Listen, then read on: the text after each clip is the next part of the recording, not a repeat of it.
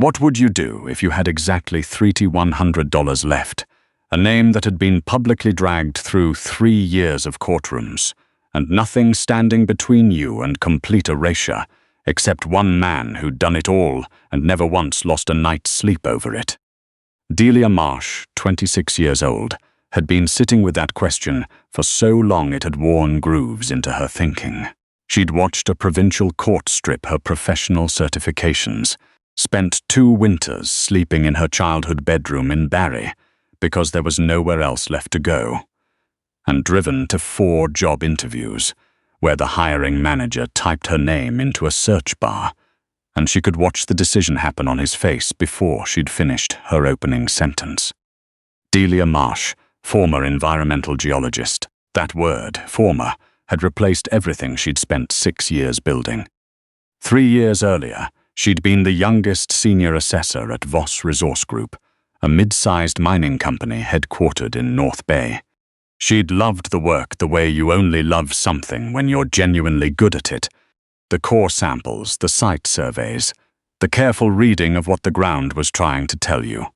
She'd filed 57 clean reports in 2 years, and then, on a routine assessment trip to one of the company's older copper processing sites near Thunder Bay, she found the water wasn't clean. Not barely out of compliance, not clean. Catastrophically, systematically, for decades not clean. Arsenic, lead, selenium, leaching into the regional water table at concentrations that should have triggered a provincial emergency response years before Delia was born. She pulled the original site surveys from the company archive. They confirmed everything. She wrote her report, filed it through internal channels, and 48 hours later, Harlan Voss, the company's founder and CEO, a man she'd met in person exactly twice, had her escorted out of the building by security, charged with theft of proprietary geological data, and publicly named as having fabricated findings to extort the company. The original surveys disappeared from the archive overnight. Her contamination data was reclassified as a preliminary internal draft, unsubmit, unverified, and Harlan's lawyers spent the next 24 months turning her professional credibility into something a person wouldn't step around on the sidewalk. The charges were eventually dismissed, insufficient evidence to proceed, but the outcome didn't feel like winning. In environmental assessment, your name is your instrument. Hers was broken. She was sitting in the back row of a Thunder Bay Municipal Hall with $3,100 to her name and no plan whatsoever when the auctioneer reached Lot 31. Tulloch Pit, former copper processing site, 8 acres, active Crown land lease, non-operational. Flooded open pit, no residential zoning, ongoing remediation liability under provincial review. Opening bid is $3,000. The room went slack. A few of the older men near the front actually shook their heads. Tulloch Pit had been a regional headache for 30 years, a flooded open pit left over from a copper operation that had collapsed before completing its decommissioning obligations. The pit lake was rust-colored and genuinely toxic, its surface sitting on decades of accumulated mine drainage. The province had been in a slow argument with successive owners about who was responsible for cleanup. Nobody wanted it. A man near the front of the room laughed outright when the opening figure was announced. Do I have 3,000? Anyone at all? 3,000 for 8 acres. Delia thought about Harlan Voss in his glass and steel office in North Bay. She thought about her report, the surveys that had gone missing, the way the courtroom had smelled on the day the charges were dismissed, without any acknowledgement that she'd been right all along. She thought about being 26 with a broken name and 37 more years of working life ahead of her, if she could find anyone who would let her work. She raised her hand. 3,000. Every head in the room turned. The auctioneer looked at her the way you look at someone who's done something they'll regret. Sold young woman in the back. After transfer fees and administrative costs, she walked out of the building with a deed to 8 acres of toxic water and $37 left in her account. She drove out to Tulloch Pit that afternoon, parked on the gravel access road, and sat on the hood of her car looking at it. A crater blasted out of Canadian Shield granite, its walls sheer and grey, its surface covered in rust-coloured water that reflected the flat September sky. Dead spruce stood along the upper ridge. A sagging chain-link fence bore a faded sign, Tulloch Holdings Ltd. No trespassing. Hazardous site. She had bought it because some part of her brain she couldn't switch off had noted, in the split second between raising her hand and the auctioneer's gavel coming down, that the original site file listed a pump station on the property. Pump stations didn't just vanish. They were decommissioned, demolished, or buried. There was no demolition record in the file. She admitted to herself on the car hood that this was an extraordinarily thin reason to spend her last $3,000. You the one who just bought Tulloch land. She startled. Standing on the other side of the fence, watching her from under a beaten canvas hat, was an older man. 70s, maybe. The face of someone who'd spent most of their life outdoors, creased, deliberate, with pale blue eyes that assessed you the way a contractor assesses a load-bearing wall. Murray Thatch, he said, not offering his hand through the fence. Got the hayfield up the ridge. Saw you drive in. He looked at the pit, then back at her. You know what the province found in that water last time they tested it? Arsenic, lead, selenium, she said. Elevated sulfate, low pH from pyrite oxidation. I read the assessment reports. Murray was quiet for a moment. You know something about mining. I used to. He studied her for another second, then unlatched the gate in the fence and swung it open. Come see what you paid for, then. She camped on the ridge above the pit because there was no money for anything else. A surplus canvas tent, a camp stove, night shifts at a diner on Arthur Street to cover food and fuel. Murray brought coffee in the mornings and didn't make a thing of it. The locals treated her with the small-town variety of kindness that is mostly curiosity in clean clothes. She mapped the pit's shoreline, took water samples at 3 depth intervals, and every evening wrote up observations in a notebook she kept dry in a sealed bag. The summer that followed was the worst drought in northern Ontario's recorded history. Water advisories were issued across the north. Rivers ran at 1/3 of their normal levels. Farmers in the Lakehead region sold equipment they couldn't afford to idle. And at Tulloch Pit, something nobody had witnessed in 40 years was beginning to happen. The pit lake, fed for decades by groundwater seepage through the surrounding granite, was slowly draining itself from below as the regional water table collapsed under the weight of the drought. Delia tracked it with stakes she drove into the rock at the waterline, 5 centimeters a day, then 8. Then for 3 consecutive weeks in late July, 15 or more. By the first week of August, the water had dropped 6 meters from its original level. She saw it at 6 in the morning on a Tuesday, coffee going cold in her hand, binoculars up. On the south wall of the pit, just above the current waterline, a rectangular shape had emerged from the retreating water, too regular to be natural fracturing, too precise to be anything but constructed. Right-angle corners, the suggestion of conduit piping along the upper edge. Poured concrete, not blasted rock. The pump station, with no demolition record. It wasn't gone, it had been submerged. Her hands were not entirely steady as she lowered the binoculars. She drove to Nipigon the next morning to find Joel Carver, 38, former clearance diver with the Royal Canadian Navy, medically released after a training incident that had cost him partial hearing in his left ear. He ran a salvage operation out of a converted warehouse near the lake, snowmobiles out of ice holes, equipment from sunken barges, whatever kept the building heated. He looked at the photograph Delia had printed at the library, turned it over once, and looked at it again. You want me to go into Tulloch Pit? Water levels dropped enough to access the south wall above the current line. There's a sealed concrete structure. I need to know what's inside it. I know what Tulloch is. That water has been sitting in a copper basin for 30 years. I've mapped the pH. The upper 2 meters are cleaner than you'd expect. The heavy particulate settled long ago. I'm not asking you to go deep. She put the photograph on his workbench. 50-50 on anything recovered. You cover your own equipment. He was quiet for a while. What are you actually looking for? A pump station that was scheduled for demolition in 1989 and never was. I want to know why someone kept it. Something shifted behind his eyes. Not warmth, but professional curiosity, which in Delia's experience was more reliable than warmth. I'll be there Saturday. Joel set up his umbilical rig in the grey early morning light and ran a camera line. Delia sat at the monitor in the truck bed with her hands pressed flat on her thighs to keep them still. The feed was murky and green. She listened to his breathing through the radio, controlled, measured, the breathing of someone who'd worked worse water than this. I'm at the wall. Joe is concrete, reinforced, interior volume maybe 4 by 6 meters.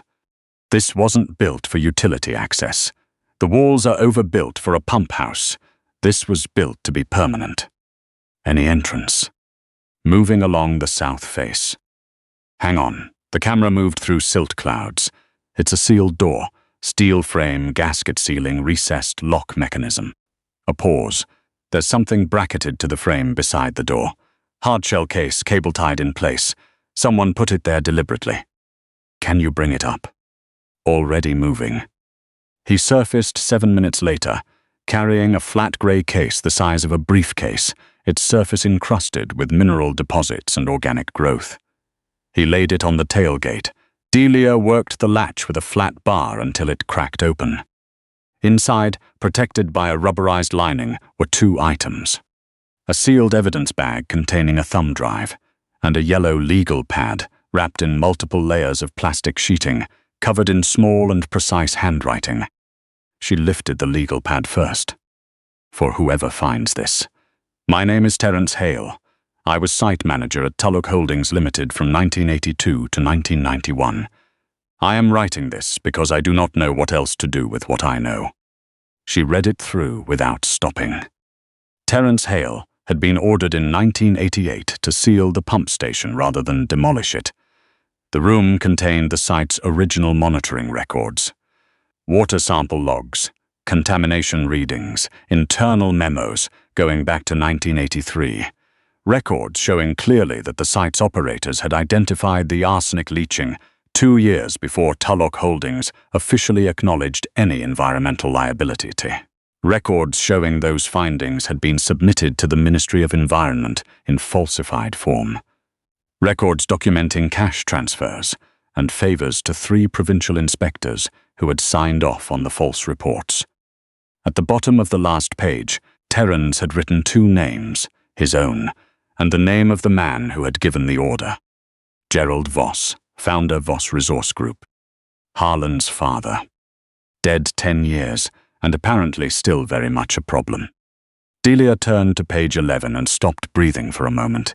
There was a list of internal assessments, the originals, generated before the cover-up was consolidated.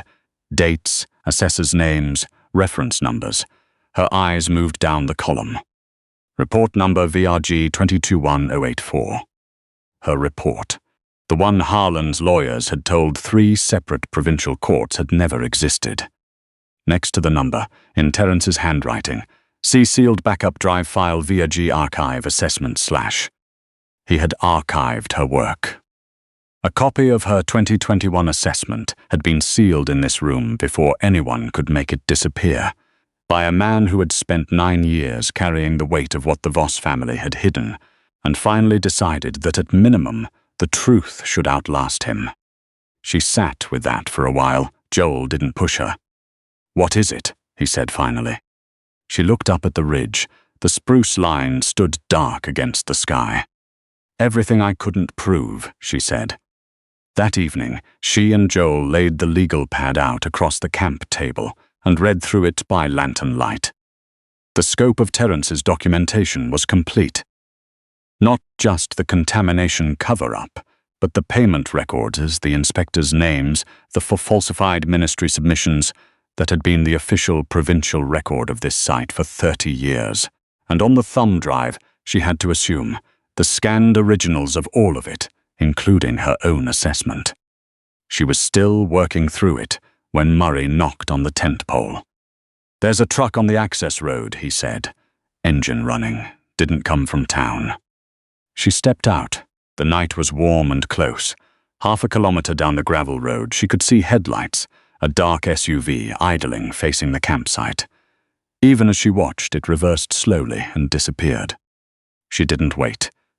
She drove to the library, used the public terminal, and uploaded scans of every page of the legal pad and photographs of the thumb drive to a server she'd set up under a pseudonym 2 years ago when she'd been waiting for trial and needed somewhere to keep her research safe. She set a release timer, 72 hours. If she didn't reset it manually, everything would go simultaneously to CBC News, the Toronto Star, the Provincial Ministry of Environment and Conservation, and 2 environmental law practices she'd been following since her case was dismissed. She drove back to Tulloch Pit and waited. At 2 in the morning, 3 sets of headlights came slow up the gravel road, dark SUVs. They stopped in a line and a man in a good suit stepped out, 45 or so, silver-haired, with the particular stillness of someone whose job was to make problems soluble before they became expensive. Mrs. Marsh. His voice was smooth and positioned. "My name is Bryce Rowe. I represent a private heritage consortium with an interest in the historical records of this site. We understand you've recovered certain materials. We're prepared to offer you $400,000 for the property deed and the return of any items found on site." $400,000. 6 months ago, she hadn't been able to make rent. "Your client," Delia said, "that would be Harlan Voss." Bryce didn't confirm it. His eyes moved to the case on the camp table inside the open tent. "The materials found on this property properly belong to our client's family estate." "The materials were found on my land," she said, "along with the sealed room they came from, once we opened the door. Crown land salvage provisions are very clear." She let him process that, "And your client already knows what's in that room, or he wouldn't have sent you here at 2 in the morning." Bryce's composure did something careful. "Mrs. Marsh, you have a voided professional license and a public criminal record. You are living in a tent.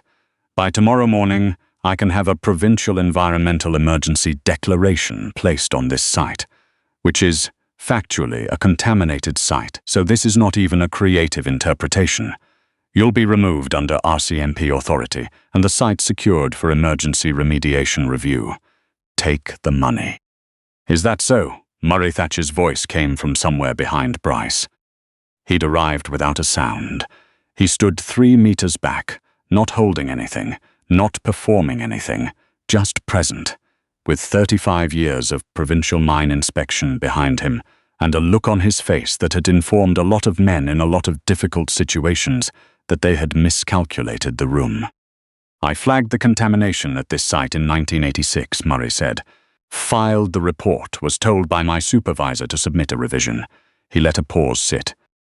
"I never understood why until tonight. My supervisor's name is in that ledger, I'd wager." He looked at Bryce. "Is he on your client's current payroll or just was?" The silence that followed was thorough. Joel, standing near the truck with his arms crossed, said nothing at all. Delia held up her phone. "I'm a geologist. The first thing you learn is to back up your data, because samples get lost and records get reclassified, and the only thing standing between your work and somebody else's version of events is what you kept off their servers." She showed Bryce the upload confirmation. "Everything Terence Hale documented is sitting on a server with a release timer. It goes to CBC, the Star, and 2 environmental law clinics at 6 a.m. Tuesday unless I reset it.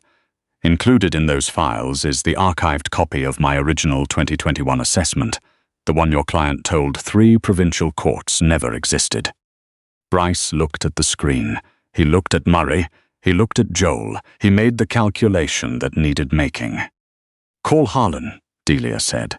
"Right now, I want to speak with him." A long pause. Then Bryce reached into his jacket, dialed a number, and held the phone out between them on speaker. It rang 4 times. "Tell me it's handled, Bryce." Harlan Voss's voice in the middle of the night sounded smaller than she'd expected. Not the man who had built a legal strategy around destroying her. Just a tired man who already knew this call wasn't going his way. "Harlan," Delia said. "It's Delia Marsh." Silence, long enough that the insects in the spruce trees registered in it.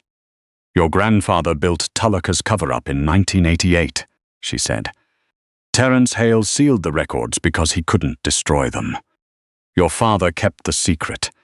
You used it, inherited contamination data and falsified ministry submissions that kept your family's liability off the books for 30 years. And when I found the contamination in 2021 and filed my assessment, you had me charged and my report buried because you couldn't afford to have it surface." She kept her voice level, not cold. "You built my prosecution on a lie. I have the proof." The line was quiet. "By Monday morning," she continued, "your legal team files withdrawal of all outstanding civil claims against me with the provincial court. Your communications office issues a statement confirming my 2021 assessment was accurate and was suppressed at the company's direction. You present yourself to the Ministry of Environment with counsel and full documentation. You do all of that, and I give you a week's notice before I submit the Tulloch records to the province as part of a formal remediation filing. You refuse, and CBC runs the original contamination logs alongside your certified ministry submissions Tuesday morning." A long silence. She could hear him understanding the shape of the situation. "Send me the terms in writing," Harlan said finally. The 3 SUVs reversed out of Tulloch Pit in a line at 2:47 in the morning and drove away down the gravel road until their lights disappeared into the boreal dark. Delia sat on a flat rock at the edge of the pit and listened to the water shift below her in the dark, and didn't trust herself to say anything for a while. Murray sat down a few feet away and poured coffee from a thermos he'd apparently had the presence of mind to bring. "What do you do with this place now?" he asked. She thought about the pit, what it had been used for, and how long it had been used badly. She thought about the water and the sealed room, and Terence Hale's careful handwriting on a legal pad that had waited 30 years for the right drought. "I'm a geologist," she said. "I know what's in that water and I know what it takes to clean it up." She wrapped both hands around the cup. "I think it's a very good study site." Murray made a sound that landed somewhere between agreement and admission that things were going to be interesting, and left it at that. 3 years later, Tulloch Pit appeared in the Provincial Environmental Registry under a new designation, the Tulloch Remediation and Monitoring Site. The work was slow and unglamorous, engineered, constructed wetlands on the northern slope, annual third-party water testing, and Delia ran it through the environmental consultancy she had incorporated. 11 months after the night the SUVs came and left, the firm held 3 provincial contracts by its second year and employed 8 people. Harlan never faced criminal charges. His father's wrongdoing lived in a legal space the province's council declined to enter, and Harlan's own exposure was indirect enough to survive negotiation. But Voss Resource Group's operating license was suspended pending compliance reviews at 4 additional sites, and the company's value dropped by more than half within 18 months. The civil claims against Delia were formally withdrawn on a Monday morning in October. The provincial court entered a notation in the public record. Charges dismissed based on newly available evidence corroborating the original filed assessment. She had it framed. She put it on the wall of the site office she built on the ridge above the pit, next to a printed photograph of the sealed room after they'd cleared it out and a survey map of the wetland restoration area. Murray Thatch eventually stopped saying he was only keeping an eye on things, and acknowledged, in his way, that he had signed on as an advisory consultant.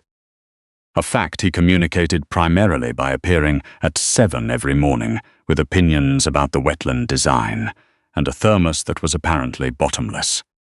Joel Carver still ran his salvage operation out of Nipigon, but came by once a month to check the water monitoring stations, and refused to stop calling the pit a future dive site, on the grounds that it would certify clean in another 2 years at outside 3, and he planned to be first in. What Terence Hale had sealed away, he had sealed believing that truth, properly stored, would outlast the people trying to bury it. He had needed to be right for 30 years. He had needed a drought, a municipal tax auction, and a woman with $37 and no remaining options who was still, despite everything, paying attention to what the ground was trying to tell her. Delia stood on the ridge in the early mornings when mist was still sitting on the surface of the water, and the pit looked almost like something healing. She had come here with nothing and found everything she'd already known. She had lost her name at the bottom of someone else's corruption, and found it waiting for her in a sealed room under 40 years of bad water.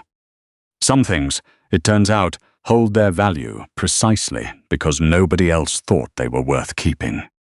If Delia's story of buried truth, patient courage, and hard-won justice stayed with you, hit that like button and share this with someone who needs to hear it. Subscribe to Claim the Drama for more stories of ordinary people who refuse to disappear quietly. And tell us in the comments, what would you have done with what was in that room?